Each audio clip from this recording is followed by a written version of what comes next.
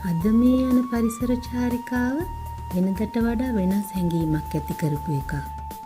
වටා පිටාවේ තියෙන නිස්කලංකකම නිසා තැනකදී සෝභා සෞන්දර්යයට වශී වෙලා වගේ සතුටු සිතකින් ගියා. තවත් තැනකදී දැනගන්න ලැබිච්ච තොරතුරු නිසා හිතට ඇතිුනේ හරිම නොසන්සුන්කමක්.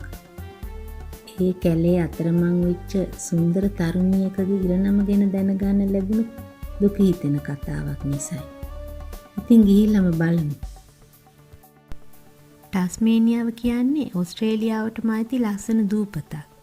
ඉතා සුන්දර වෙරළ තීරයන්, ලස්සන කඳු ඇටි, පුලුල් වනාන්තර හා ජාතික උද්‍යාන වලින් අලංකාර වෙච්ච සෝභා දහමින් සුන්දරත්වයෙන් පිරිච්ච දූපතක්.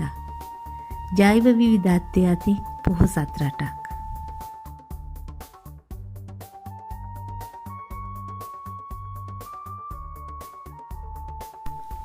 මුලින්ම මේ යන්නේ ටාස්මේනියාවේ බර්නි නගරයේ ඉඳලා මිනිත්තු 20ක් විතර දුරකින් ස්වභාවික පරිසරයක තියෙන ගයිඩ් දියැල්ල බලන්නයි.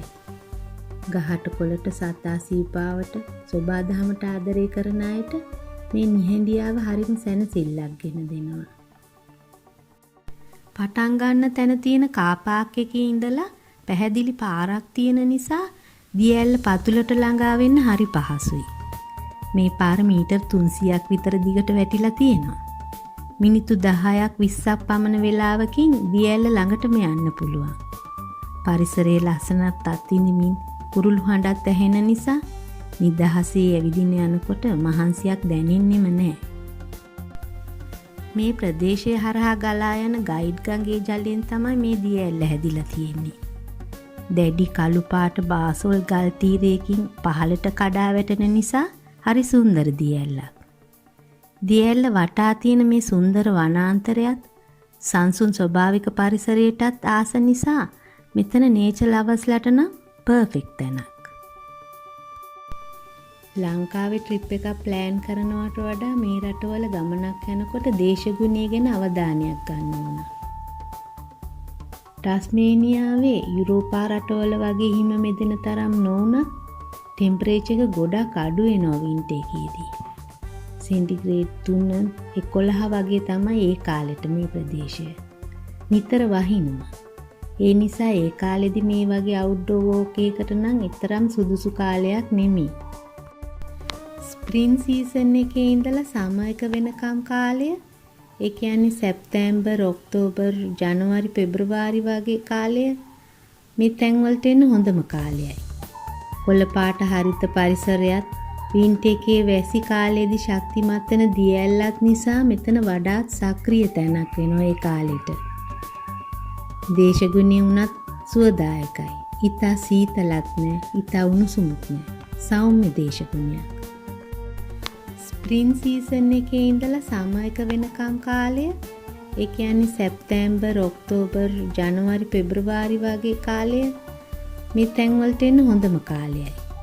කොළ පාට හරිත පරිසරයත් වින්ටර් එකේ වැසි කාලයේදී ශක්තිමත් වෙන දියැල්ලත් නිසා මෙතන වඩාත් සක්‍රීය තැනක් වෙනවා ඒ කාලෙට. දේශගුණය වුණත් සුවදායකයි. ඉතා සීතලත් නෑ, ඉතා උණුසුමුත් නෑ. සෞම්‍ය දේශගුණයක්.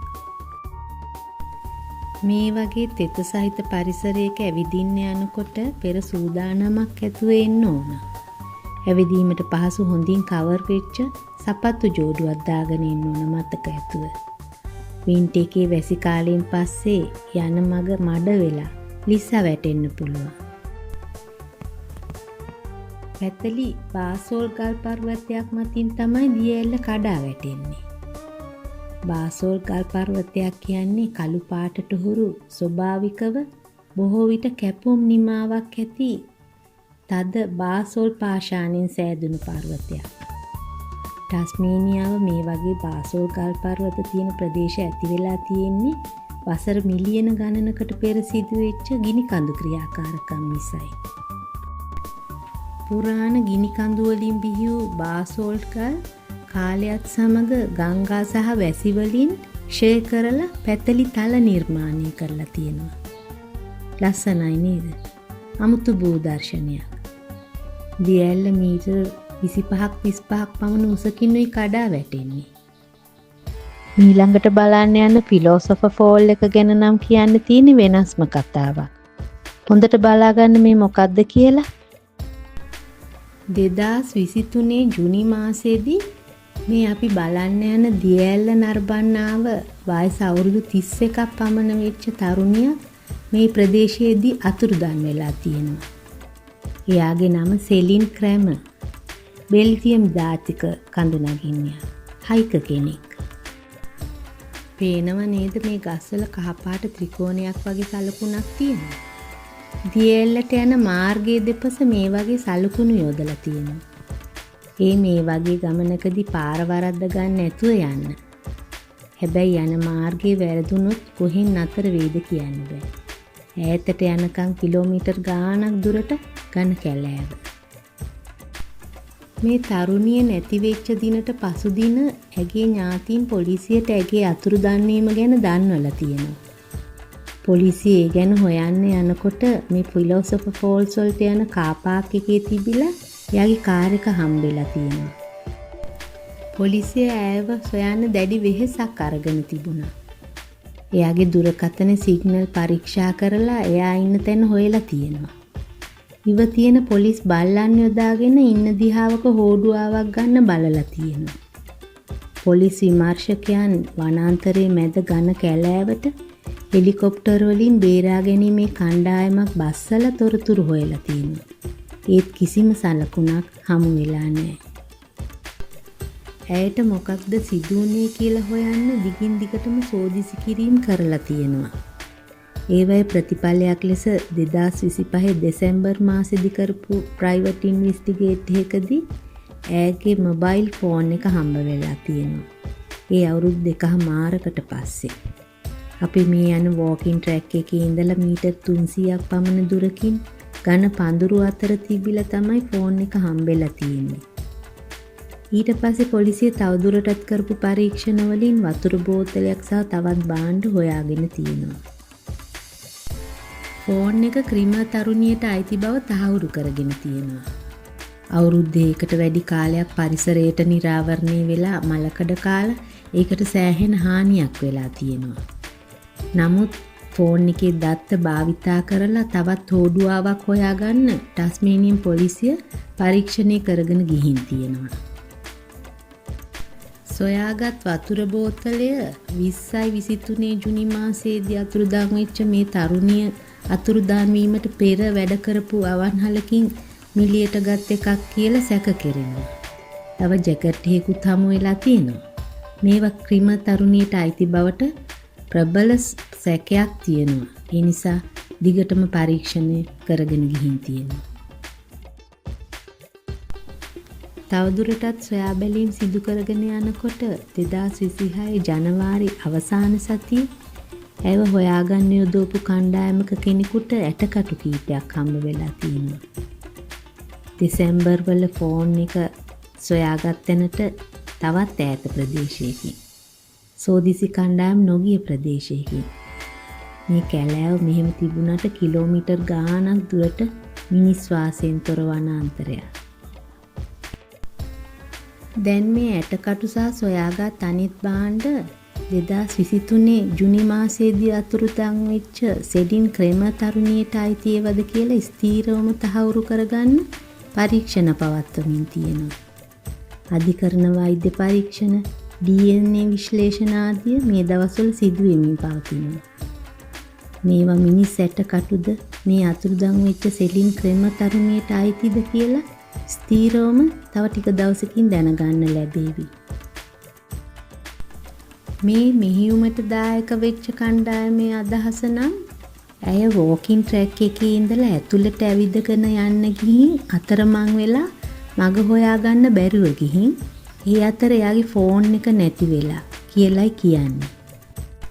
දරුණු සීත කාලගුණය, හුදකලා වීම, ඝන වනාන්තරයක අතරමං වීම නිසා ඇති වූ අභියෝග ඇයට අනතුරක් සිදුවීමට ඇති ඉඩකඩ වැඩි කියලයි කියන්නේ. ටස්මේනියාවේ ජීවත් වන ජනතාව මේ අතුරුදන් වීම ගැන දැනුවත්. ඔයාලා දකින්න ඇති මේ ගමන පටන් ගන්න තැනම තියෙන ස්මාරකය. ඒ ඇය සිහිවීමට හදපු එක. ඒ ළඟ අදටත් මල් තියලා තිබුණා.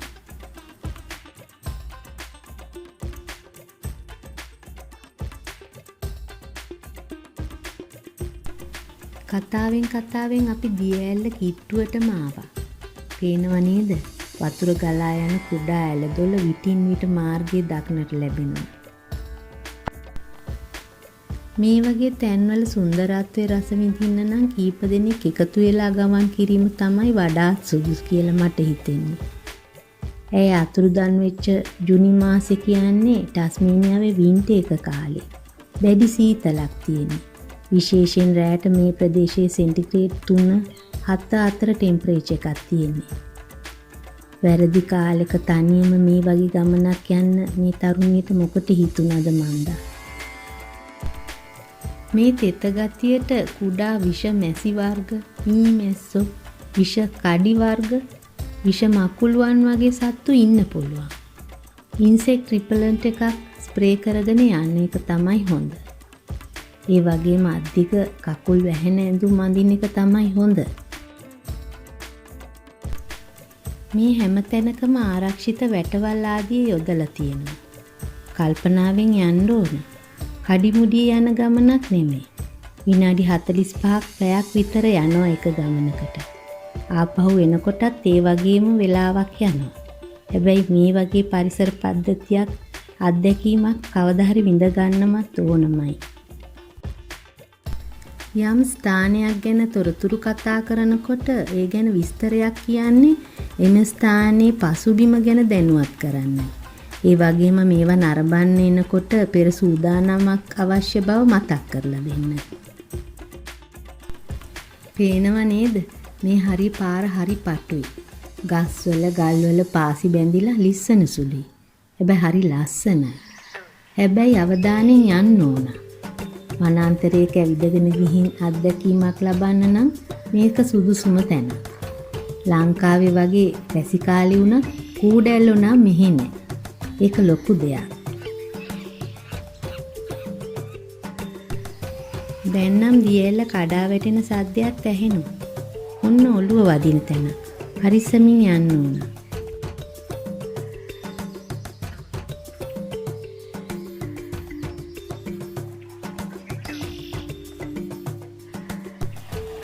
මේ ප්ලැට්ෆෝම් එකට ආවම නම් හරිම සතුටක් දැනෙන්නේ.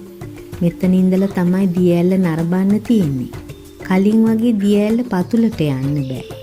මාර්ග පහසුකම් නෑ. සමහර විට ඝන කැලෑවක් හෝ අවදානම් සහිත තැනක් වෙන්න ඇති.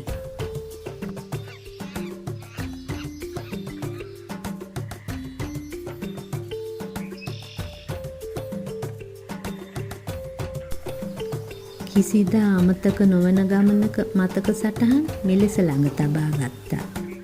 මතක් කරනවා ඉදිරි ගමන් බලන්නත් මේ channel එකත් එක්ක එකතු වෙන්න කියලා. subscribe කරලා තියාගන්න. ඔබේ වටිනා අදහස් හරිම අගය කරනවා. නැවත දවසක හමු වෙමු.